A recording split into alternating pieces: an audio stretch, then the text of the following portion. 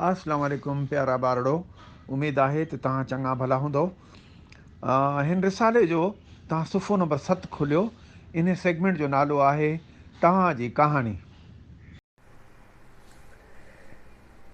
सिमोइल इक़बाल साहब जो पुटु आहे। इन्हनि जे घर जे बाग़ जो कमु माली बाबा कंदो आहे। माली बाबा सां गॾु अक्सर इन जो पुटु गुड्डू बि ईंदो हो।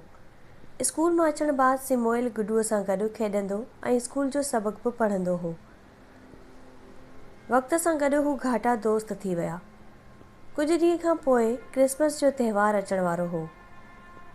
इक़बाल साहब सिमोइल खे चयो, असां सुभाणे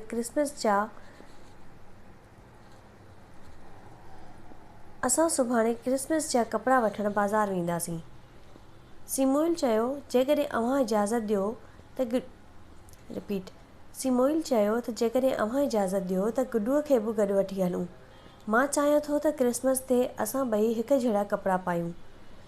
इक़बाल साहब सिमोइल जी ॻाल्हि ॿुधी ॾाढो ख़ुशि थियो। उन चयो त हू माली बाबा खां गुड्डूअ खे बाज़ारि वठी वञण जी इजाज़त वठंदो। मार्केट में सिमोइल खे हिकु ड्रेस ॾाढो पसंदि आयो। जॾहिं दुकानदार खां क़ीमत पुछियईं त ख़बर पई त जेतिरा पैसा बाबा वटि हुआ, इन्हनि मां हिकु ई ड्रेस ख़रीद करे सघिजे थी। सिमोइल तुर्त मना करे छॾियो ऐं चयो त जेकॾहिं मां तमामु सुठी ड्रेस पाती ऐं मुंहिंजी दोस्त का मामूली ड्रेस पाती त क्रिसमस जो मज़ो ई ख़त्म थी वेंदो। ॿिन्ही दुकान मां मुनासिब क़ीमत ते हिकु जहिड़ा 2 जोड़ा वरिता ऐं ख़ुशि थी घर अची विया। इक़बाल साहब खे सिमोइल जे इन अमल में तमामु घणो मुतासिर कयो।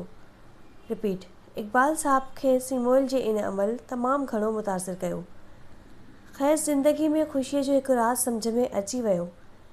जेकॾहिं पंहिंजी ज़रूरतनि खे घटि कयो वञे त इंसानु केतिरनि ई माण्हुनि सां पंहिंजूं ख़ुशियूं वंडे सघे थो।